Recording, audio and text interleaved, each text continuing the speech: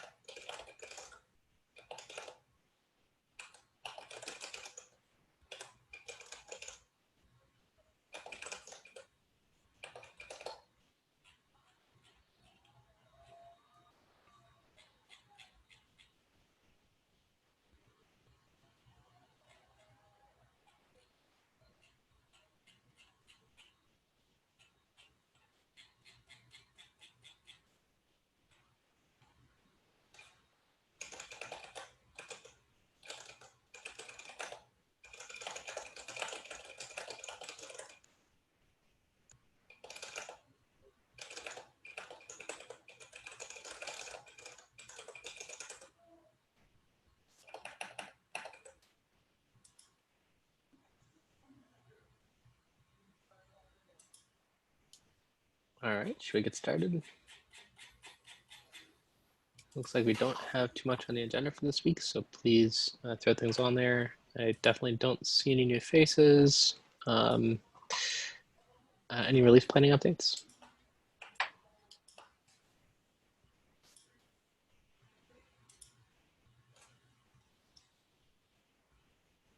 Nothing that I'm aware of. We're still pretty far out from the next pack release.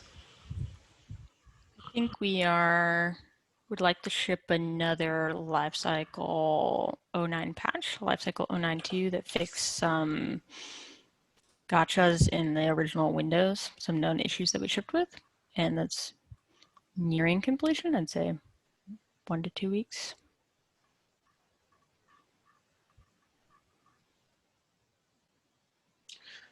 Awesome. Next thing on the list is outstanding RFCs. Only thing on the list this week. I'm going to share my screen and then we'll just run through everything we got on the list.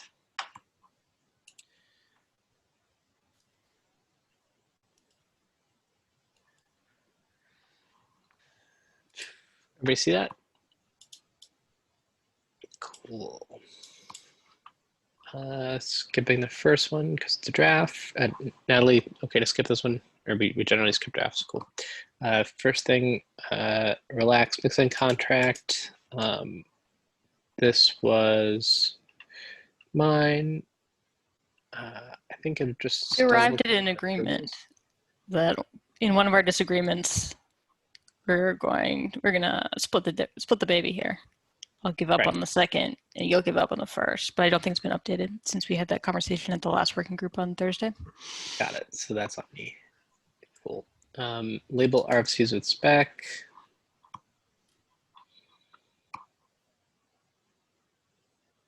Is Forrest here?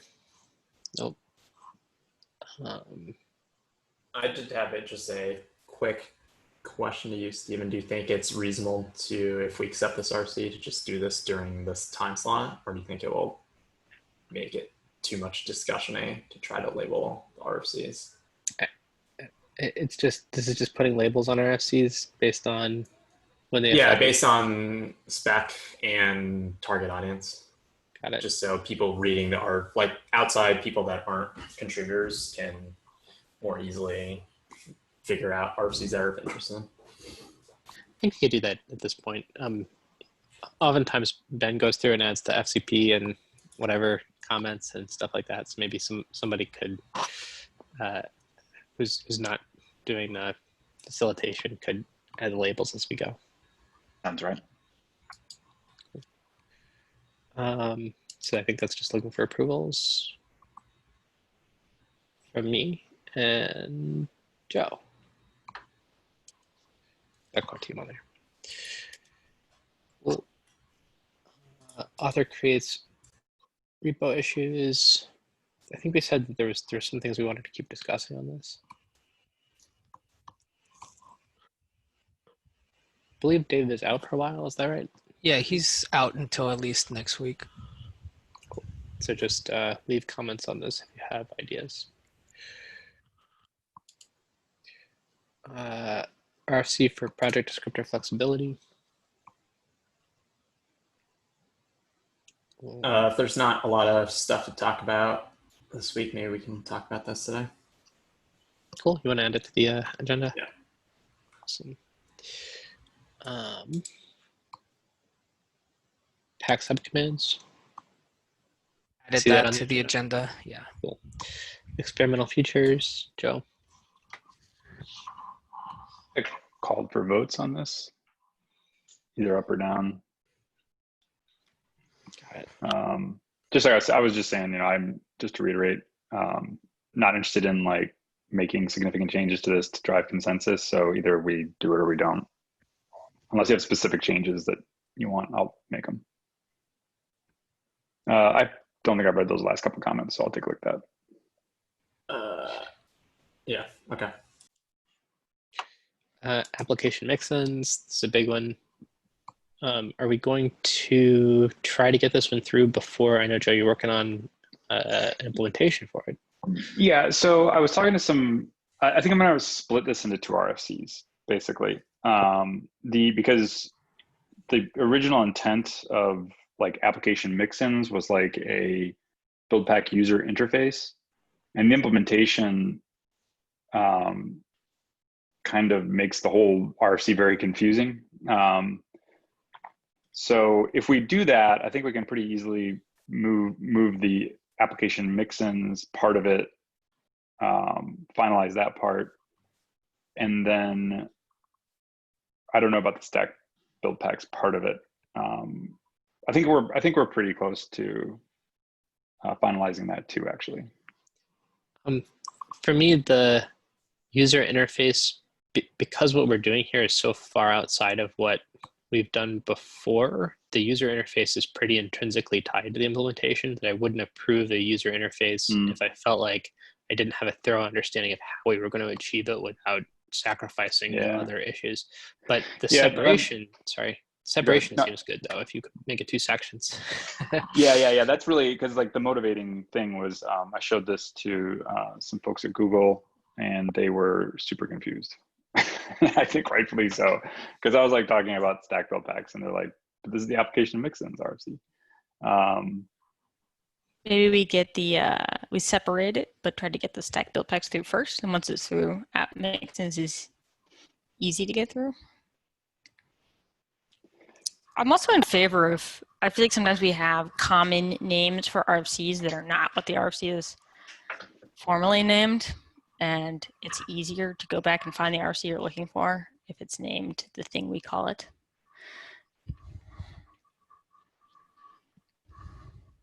It's become Buildpack mix-ins, right? That's that. No, because we haven't actually defined that interface. I feel like there's a StackPacks RFC. Yeah. That's separate. Because what it would but doesn't this work through the build? This doesn't necessarily work through the build plan or something like that. Oh, no. But it does. I feel like actually this would be a lot easier to approve if we split this into 2, but not necessarily around all of StackPacks and Project Tumble UX, but one that's just about the existence of StackPacks, and then another one that was about specific build plan features that enable StackPacks to install mix-ins.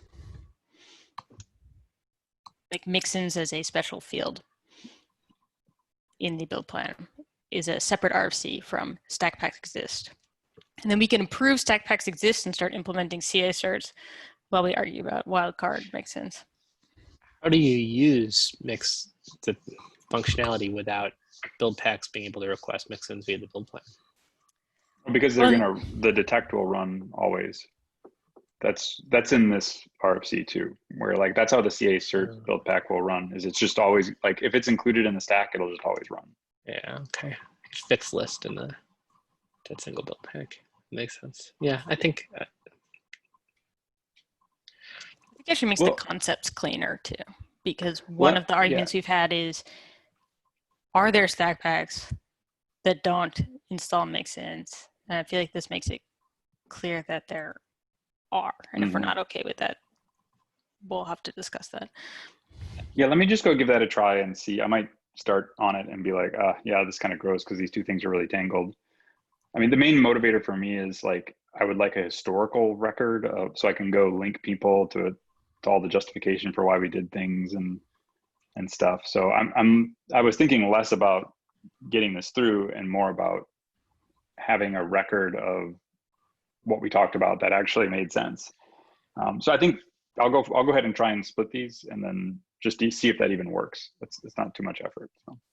I'm concerned about the use of it as a consensus mechanism, because I could see agreeing to one RFC, getting that RFC through, and then realizing in the next RFC that something in the first RFC didn't work, right? Or like I kind of want to see and improve both at the same time, even if organizationally they're separate.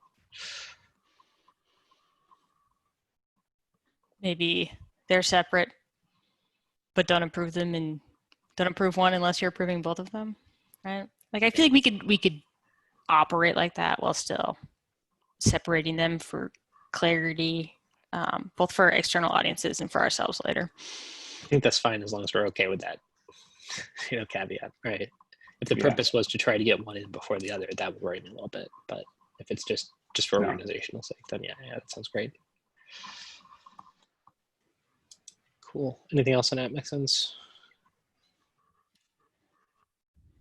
Offline build packages. Yeah, I have not updated this since the last discussion. Cool. Feel free to put it on the agenda when you're ready to chat about it. And I think that's the last non-draft, so I'm going to stop sharing and we'll move on to pack subcommittees. All right, I could share my screen if you give me a second. I'm technically making changes as we speak, so everybody will have the latest and greatest. All right, let's see. Okay, so am I sharing the right screen? Can you all see? I can see that marked down. Cool. All right, so there's a couple conversations happening. I think the biggest one being fairly recent. I think we kind of had settled on something like this for configuration of singular resources. So things like setting a default builder. And then Emily, I think you just added a couple concerns about some of the things that you'd prefer to see. One of which is including the equals symbol. Yeah. And using positional arguments instead. So I did kind of follow that through, but at the same time, I did make the change so that it is more in line with what we've kind of more or less circled around. So this is the latest in regards to the config of a singular object, where we would define pack config, default builder, and it'll take a positional argument where that would set it. So the command itself is fairly minimal. Then to unset it would be a flag, and then getting the value would be no subcommand whatsoever, right? So no positional argument. That's the latest on that. I guess I want to open it to anybody that might have some conflicting, ideas on whether or not that's the way to proceed on this.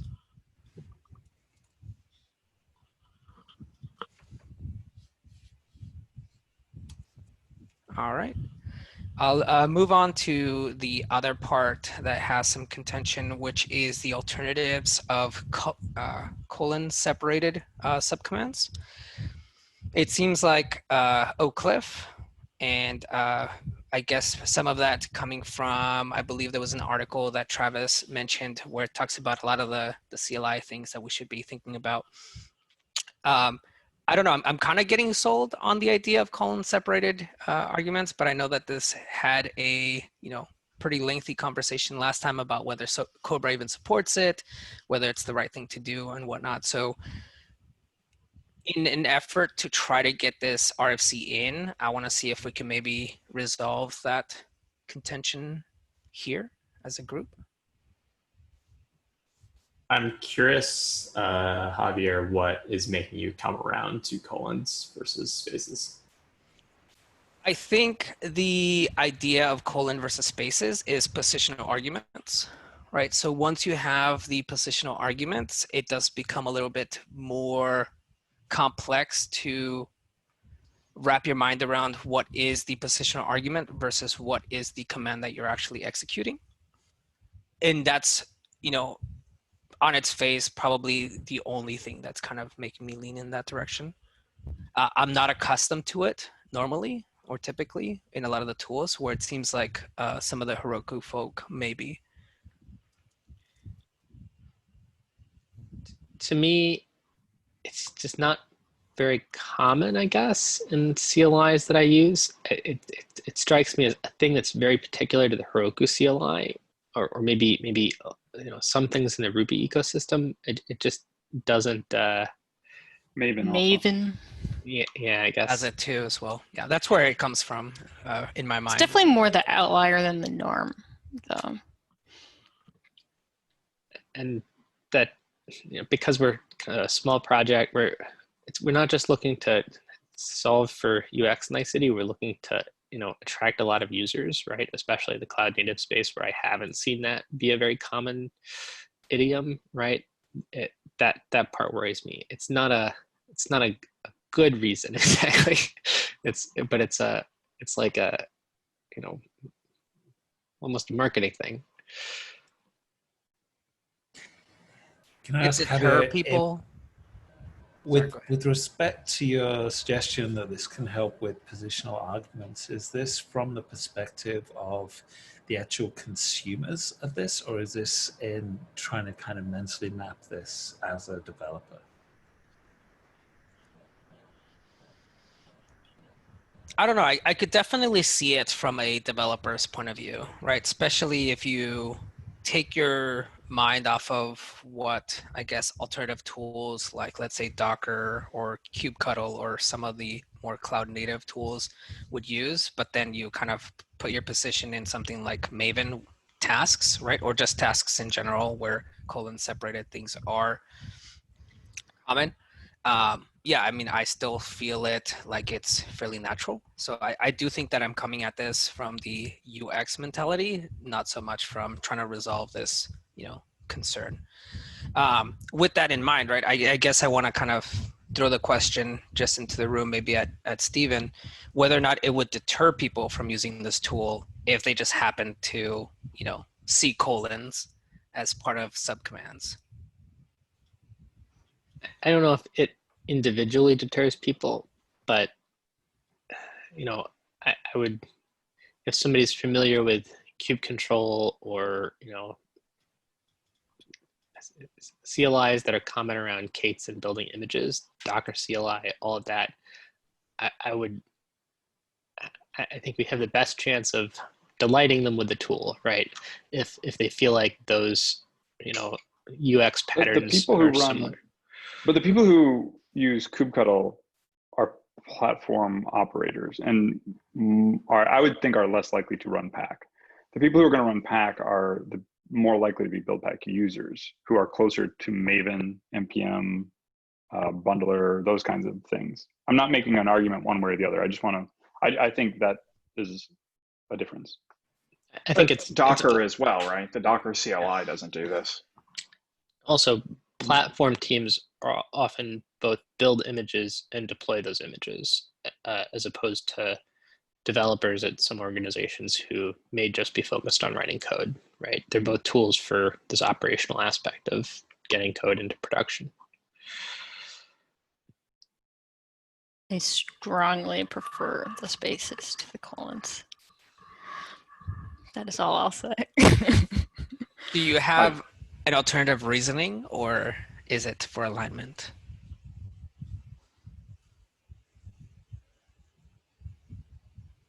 I think alignment for me, but also I feel like there's some weird, like, and this is very minor, so I'll just go ahead and prefix that, but like syntax highlighting for like blog posts and things like that, like in escaping, like I don't know for sure how Windows works with Oak Cliff, but like I don't know if like colons sometimes need to be escaped differently. Like I don't know, positional arguments is just sort of like the default.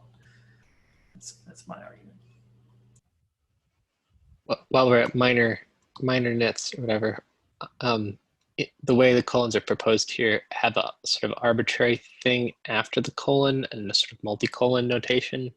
In other tools, like if it's like config colon set, right? If it's like kind of predefined things where thing inside of the colon aided place is not variable, right? Or like if we did colons, I feel like I want to rethink a lot of things. If that makes sense. Yeah, no, I totally agree with that. Like, so I prefer the colons, but I also don't care enough to like argue for it. Like, it's spaces are fine, I guess. But the even if we were using colons, like if we like historically on the Heroku CLI, we strive to only go 2 levels deep. So like topic command. So for config, it's config colon set key equals value. In which that would be a little bit different than here.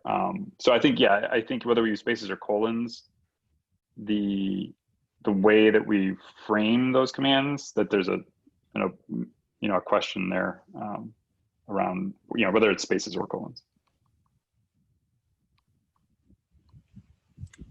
So I'm hearing a lot of steering towards the spaces. And with that said, I would hope that if that's the alignment, that agreement is also in the RFC itself, the RFC approvals. So yeah, I mean, I think other than that, right, we could talk about on the spaces side of things, we talked about specifically this poor example, right, that I threw up here, for what it would look like for list config resources. Are there any concerns here with the level of nesting that would prevent the approval of this RFC? Oh, so the mutating a list, there's just no good way to do it. Like the so add and remove. This is not in any way an ordered list, right? So I think we talked about that last time. This is not an ordered list. So technically, I think it may be even a map, not so much a list. There's no good way to do it. It's just going to be ugly. It's going to be, people are not going to be able to memorize the commands. They're going to have to look it up every time. I'm not saying we shouldn't have those commands. I don't believe in it. I think it's an impossible problem, whether it's ordered or not, especially if it's ordered. If it's ordered, don't even try. Given that it's not ordered, maybe we just try it, but also make it possible to go edit the file.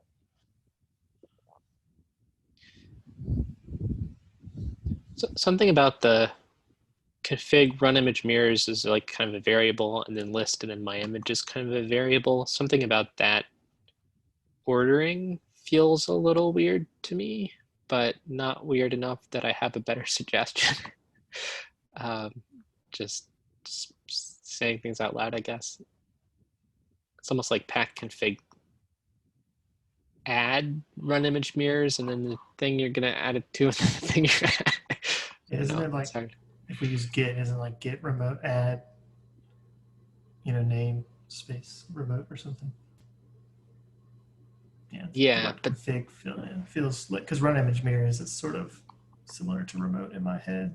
So like having the config, it seems extra. Yeah, I think the reason why we want to have the config is so that we can isolate everything that is very specific to not an operation and more or less a mutation of the config file itself. Otherwise, we start getting into whether or not something, like if we look up here, right, we start getting into things of, is this registry me doing something with the registry or me adding a registry to the configuration file, right? And I think that's where the added value of this nested resource. Yeah. What if you Makes like sense. pluralize it when it's a list, right? Like pack registries, add pack, default builders set something. Or I guess default builders a signal, but yeah. Yeah, singular. Yeah. And I do wonder if we're like bike shedding on a lot of this, and maybe it's worth, like if we're 80 to 90% of the way there, like we could just implement this and then maybe circle back around if we needed to a different, more better understood solution in the future. Plus one that I feel like overall what's in this RFC is a big change in a good direction. And the specific syntax for adding an extra run image mirror is the kind of thing that if we change it later isn't a huge disruptive change.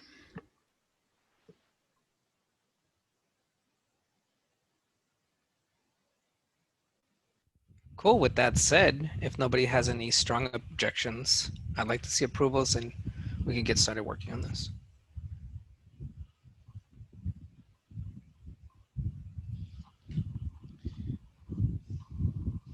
Unless there are any other questions about subcommands, we'll move on to our next topic, which is project descriptor flexibility.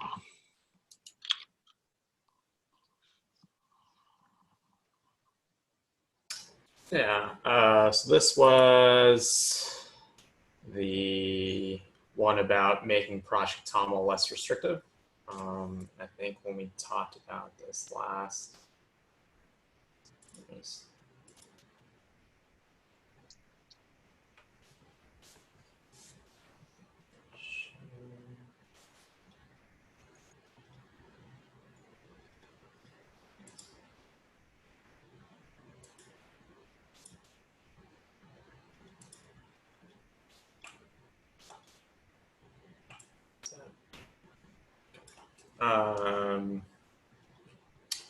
so this was about trying to basically, there's kind of 2 points to this, and I think we were reaching agreement or consensus, at least with the folks that were at the last meeting, around restricting what we would define the schema for what the project descriptor will basically control, and then anything that isn't kind of captured, defined there, that it would be open to basically other vendors or users to be basically in compliant with Project TOML, but able to kind of define their own, I guess, inline tables or other things that they want to have at the top level. And the reasoning behind that is that if anyone actually wants to use Project TOML and kind of make their own by requiring it to be in metadata, it kind of makes it feel like a second class citizen in that file, since they're not able to actually make anything at the top level. And the other one, I think at this point that is more contentious, is the ability to kind of change what the primary kind of table is here. And so the suggestion that came back from kind of the product folks is having it based off the file name. And I think that's the thing that Joe came up with. But I know in-house we want to have, or we have a like function.toml file for doing like Salesforce functions. And they want a basically function key versus project at the top. But I think we're still fairly flexible and amenable to ideas and changes. I don't know if you have more context there, Joe. Yeah, it's about right. I still wonder, like, while I'm supporting proposing this, I still am unsure how we would handle schema for this. Like, yeah, can you have an arbitrary key name in the schema that is defined by the file name? Or do you just have to do you have to copy paste the schema and then edit it? But yeah, we are open to other approaches too. Creating the key off the file name strikes me as weird, just aesthetically, and then I can think of some practical situations where it would cause problems. Like sometimes, I want to make a copy of a file where I change something slightly different, and I'm playing with the two copies. I don't also want to then have to go change the key name. And then also when I'm using, building up a command in Bash or my terminal, sometimes I'm generating a file on the fly and piping it in. And that will have some, /dev, whatever, or FD name. And that just starts to get weird. Could we just take all of these things and put them at the top level? It's a little bit ugly, but then we don't have to discuss what the name of the key is. Yeah, that was the other idea that I was thinking about too. I think the like Dockerfile test and just Dockerfile thing is probably like the prime example. Like, do people imagine a Project TOML tests? Would that just be in Project TOML? Well, I could definitely imagine if you had like some kind of monorepo thing where you might have like Project TOML for this part of the app and Project TOML for that part of the app or something.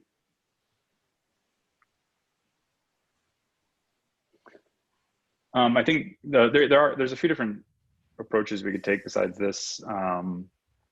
We could sort of modularize each section of the Project TOML to be its own spec, like its own chunk of spec.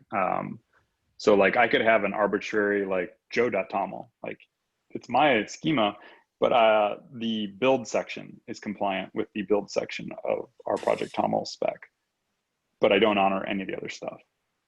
And then it would just happen that pack honors all of them, that kind of thing. We could also like somehow allow it to be like imported. So like I could have a joe.toml that had some like a Heroku section, and that Heroku section, like the subtables within that are the Project TOML spec, something along those lines.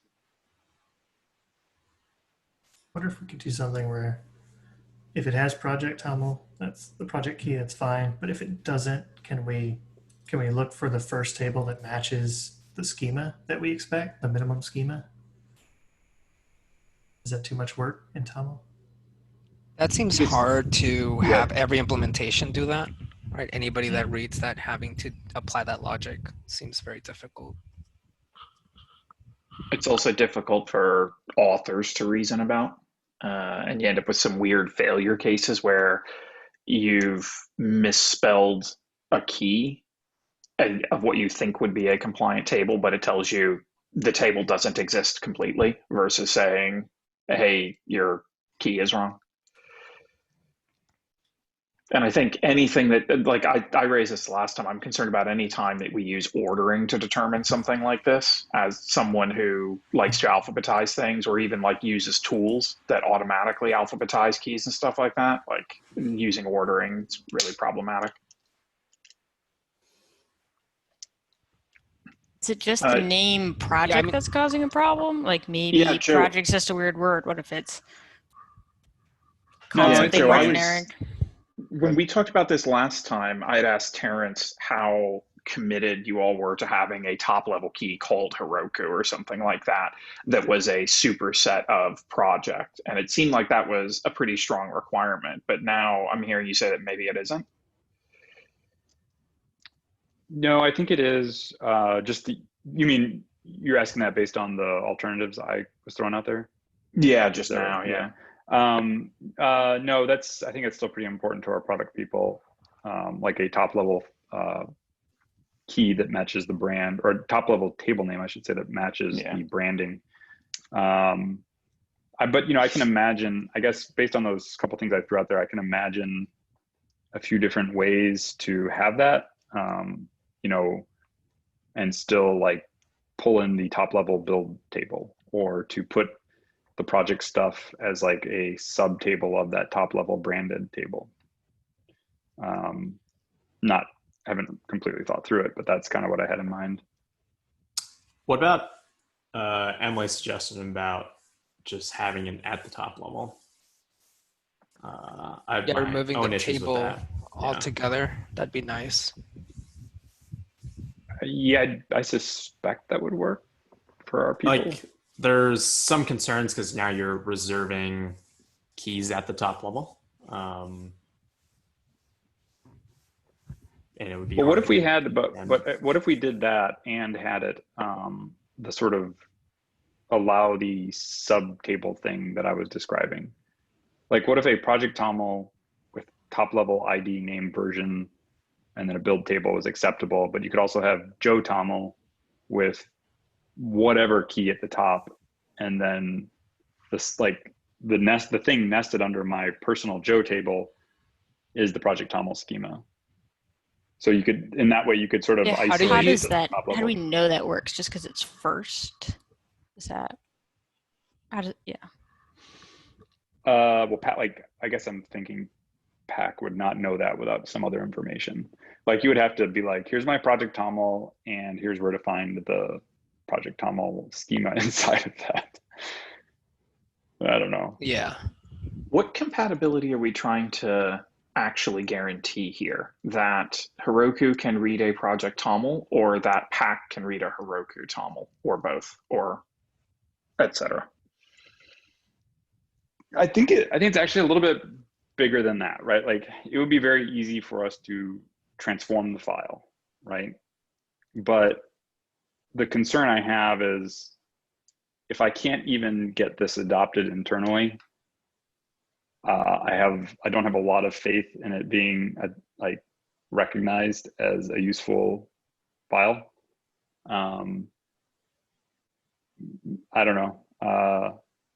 So, I mean, ideally, it's like ideally, we're able to just pass something to Pack without a lot of mutation to it or transformations to it.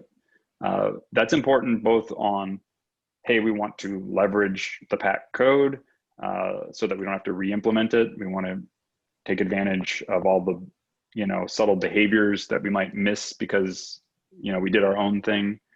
But it's also just so that we're moving towards something that a broader community would embrace, and whatever it takes to do that, I guess. I mean, like, given that, like, Pack is going to have a default, right? Like, it's going to expect project toml if it exists, and then you can pass in some other value if you wanted to, or a pointer to another file if you wanted to. If all of a sudden, like, every platform just ends up renaming that file to whatever they are, like, sure, you can pass in a flag to Pack, but any sort of defaulting behavior is totally broken anyway at that point, and vice versa, right? Like, you're not going to bring a Google project toml to Heroku without lots of work with the same kind of thing. And that's why it like strikes me as that we want to, like, better understand if platforms are going to go off and change the name of this thing, then the only thing that's important is that what is passed to the Pack as a library kind of thing is of a particular data structure. The fact that you deserialize it from Heroku.toml and discard a bunch of keys might just be sufficient, right? Like, and we just say that Heroku toml is a superset. Maybe it has a different top level key to get it passed through, but, like, I don't. And then you would transform that top level key before, as it went into whatever that data structure is. But it really is unclear to me how much compatibility we can hope for if both the file name and top level key are variable across platforms. I want to make an argument directly at the root of what you want out of that file that you probably won't like, it probably won't work, but I want to try.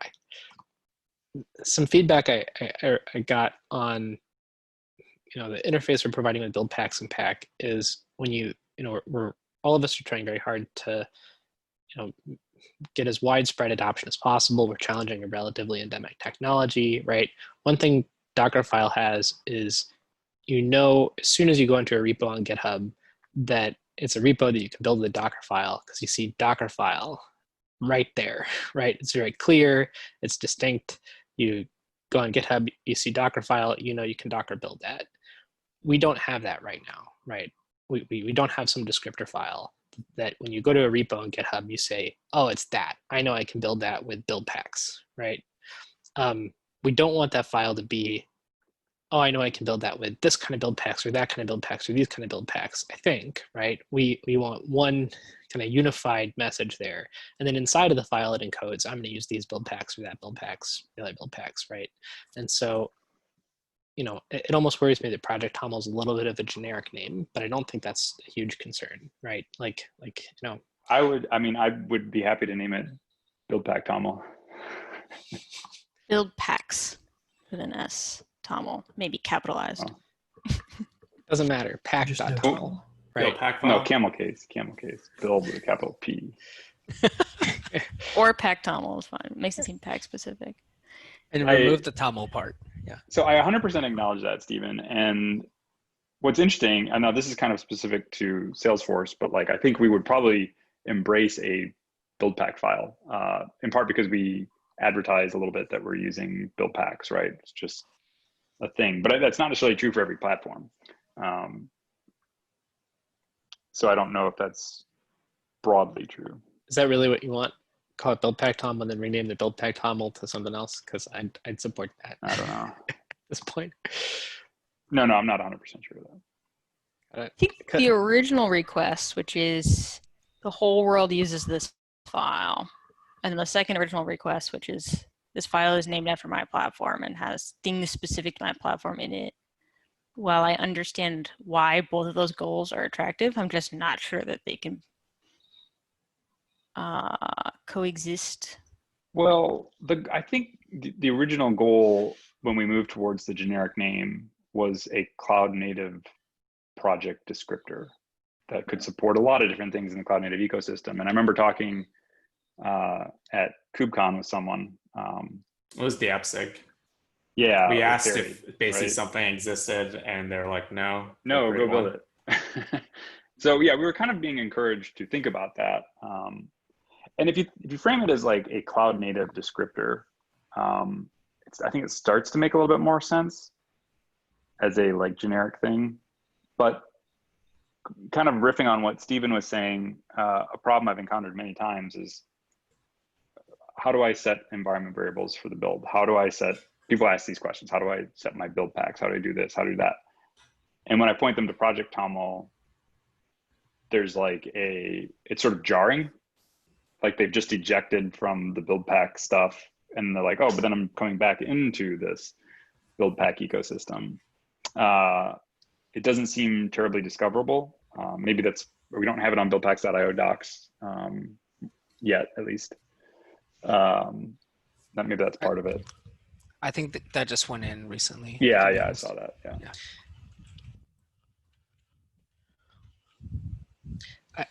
I worry that problem of general cloud native descriptor for application is a problem that's best solved after we solve the build pack descriptor file and really work it out and see what that looks like. And, you know, and then in the longer term, if it's useful in that context, I think that's a large enough goal that I don't know if you can just sit down and make one, if that makes sense. Yeah. I feel like in that world, our stuff would be one key under build for which there'd be, you know, a bunch of other different types of build systems you could plug in there. I mean, that's basically what we have, right? Build.buildpacks. And then build.end. Build. I didn't think it was build.build. Oh, the build packs are the build packs to use. Yeah. Yeah. I think what Emily's saying is like different build systems, all with their own set of configuration. Oh, that sounds like a nightmare, though. Right, and I think that's kind of what we're getting at is that I don't think we have enough information to propose a solution for everybody. And so maybe we should be trying to do the opposite and just solve it for us in a very specific and marketable way. And then once we've got that nailed down, potentially propose a more generic form. Like our Toml could be the kind of thing that could be in a more generic descriptor inlined under a key. For now, it's its own file. But someday if someone came up with that, that's where we would live.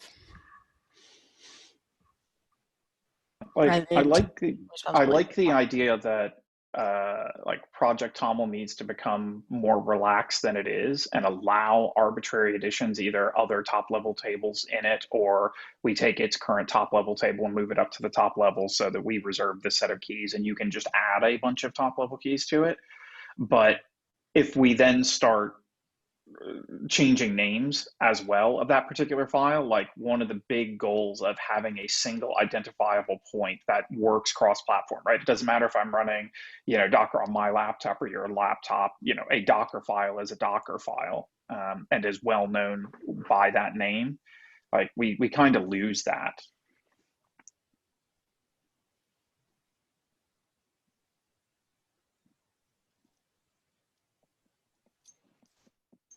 So I guess individual platforms should be able to add arbitrary stuff to Project Toml that they understand. But I'm not sure the converse is true, that anything can be a Project Toml file. And of course, substitute a reasonable name in there.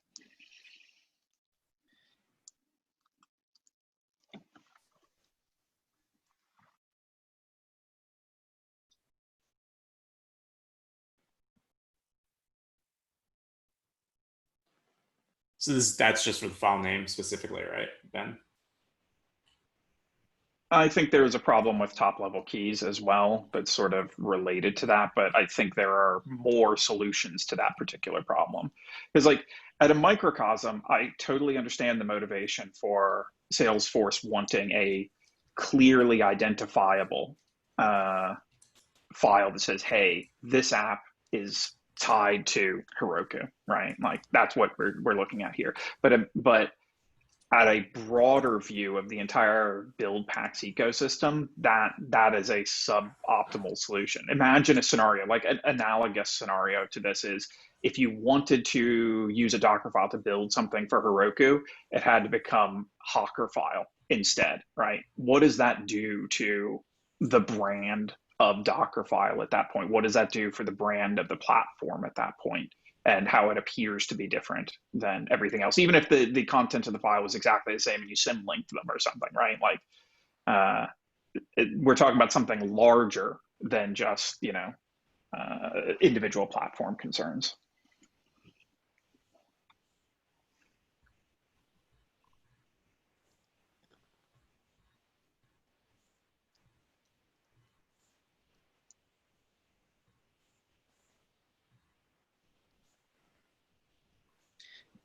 Are there ways we could meet your use case though? Like, could we define the schema for this file separately from the way the file is consumed, in the generic case? So if you wanted to use that schema in a Heroku specific context, right, you'd have a place you can point to that says, this is the definition for what it looks like to define a schema for, building things. We're just using it in a intentionally non-portable way, or portable way where it's like could be consumed by. How do we think product would feel about having one top level key of like, type equals function or something like that, right? And it's assumed to be app if you don't have that. And so then you can still carry forward sort of, you could do pack build descriptor function toml, and because it has a type key that we reserve in Project Toml at like the root level, then we know to use function as sort of the root level key. Because I do like the idea of just being able to pack build, and you'll get an error and it'll be like, there's no Project Toml. You're like, oh yeah, it's a Salesforce function, so I need to pass in function Toml. And that's kind of the only step you have to take, because anything more than that, I think it's kind of, like you said, it dilutes the Project Toml. Yeah, I mean, I don't know how they would feel about that, but it also feels like that would immediately devalue the sort of first class nature of it. You know what I mean? Like if the goal is for it to be joe.toml and it's got the Joe table, having like type, top key is equals Joe feels already a little like out of the box. I guess like I feel like the only reasonable solution to that is Emily's suggestion, which I thought about, but I didn't want to pollute the global namespace a bunch.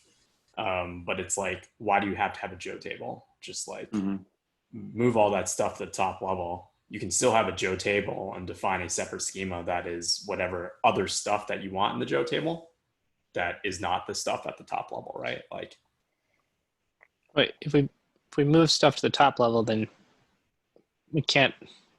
In the schema for the top level, we shouldn't let people put arbitrary things there, because then we can't add our own, or the project can't define things there anymore past a certain point. I think last time it was discussed that we would still allow it, but that'd be kind of like the given risk. I think Ben Hill was a proponent for allowing additional keys. I am a proponent of the fact that if we try and lock it down completely, basically everybody walks away. So we need to be more flexible than that. How flexible we go, I don't know, right? Is just moving everything to the top level and saying, hey, there's going to be collisions. Good luck, everybody. Is that sufficient? I mean, even the top level table names can collide with one another, right? So to some extent, you can't actually get away from this. If we reserve a top level table that's fixed, right, and then say other things at the top level can vary, like, can be user defined. Feels weird to me, but that feels safer than saying we're going to have a bunch of keys at the top level with the expectation we may add more keys there later that could conflict. Well, I think this is where the namespace. Yeah, it feels like that's a problem for certain platforms, right? Like, we don't have to actively fail when we find things at the top level. And then people who choose to put more things there sort of take on that risk, knowing that it would be safer to put it under a key like Heroku that that we will never take as part of the project. One would hope. You'd have to approve it, so. Where's my RFC warm-up?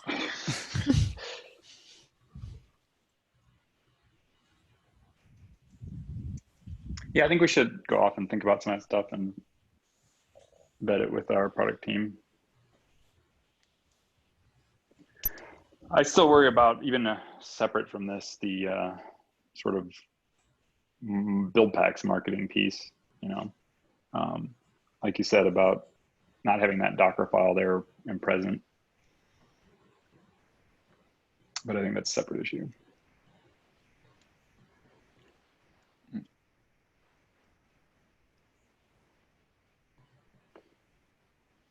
Really have a love-hate relationship with this file. I guess, like, what's the, there's a lot of discussion of what's the TLDR, Joe, of where stuff stands. We definitely, I mean, I see a couple different options. I think we need to take this back to our team and refine them a bit and make sure that we're not proposing something that we're not even comfortable with before we talk about it any further.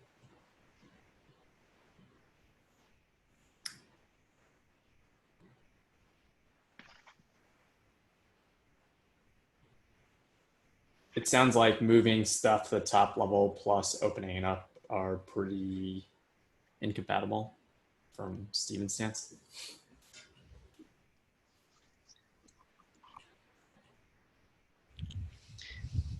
I think so. In my mind, it would be, I don't like the idea of putting a bunch of keys at the top level and saying we're never going to add more keys there. I don't know. I want to explore that further because I do think that there would be a lot of value there, right? I think it would satisfy a lot of the requirements that we currently have. And the concern about upcoming things, I'd maybe like to know what potentiality there really is of additional new keys being introduced by the project. I mean, it's DAC packs and mix-ins, and we're not even 1.0 yet, right? Like, but wouldn't all those things go under, like, build or build packs? Yeah, that's kind of what I'm like. If we put ourselves or all the internal components into a nested key, then we box ourselves in, and we could allow everybody else to be at the top level potentially. Right? Like, I guess discuss. The suggestion for Emily, I think, is the stuff under project at the top level only, and not changing build or build packs. maybe there's a way to frame this like none of the fields at the top level are really defined, right? But there are certain metadata fields that we'll pay attention to if you define them in special ways. And then we, like, I think maybe there's a way we can get rid of that, or sorry, maybe there's a way we can get away with that if it's depending on the fields that we expose the top, I guess. But it feels very weird to me. Yeah, I feel like someone somewhere, maybe it was actually on the product side, was suggesting moving some of those fields actually to metadata, which is kind of like the inverse of how it's currently defined in the schema, of metadata being the open one. And It actually makes sense to me. I always felt a little weird about the word project, but I don't have a better word. But we do end up putting those things in a label that has metadata on it, on the image. And since that is the whole reason for being for a lot of those fields, I think I don't think we specified them, but I don't feel like, because all we do is add them to a label, like maybe we could have not specified them and instead done the opposite. Things that just get stuck in a label and don't have functional value could live under a metadata key, and then whatever we find there, we just slap in a label. Sections are build and metadata or something like that. Yeah. Yep, something like that.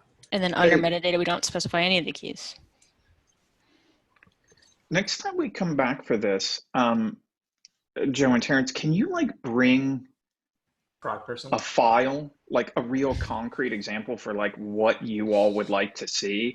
Like, Yeah, I think so. I hear that Yeah. there are certain things that Heroku wants, but they don't want it under a Heroku table. But everything we just described was, hey, we're going to move up a bunch of this metadata, and all the Heroku specific stuff would go under a Heroku table anyway. And like, I'd love to see what your ideal scenario looks like, and how much of that stuff is sort of platform specific versus not platform specific, what you're willing to tolerate under lower keys versus must actually be at a top level key, things like that.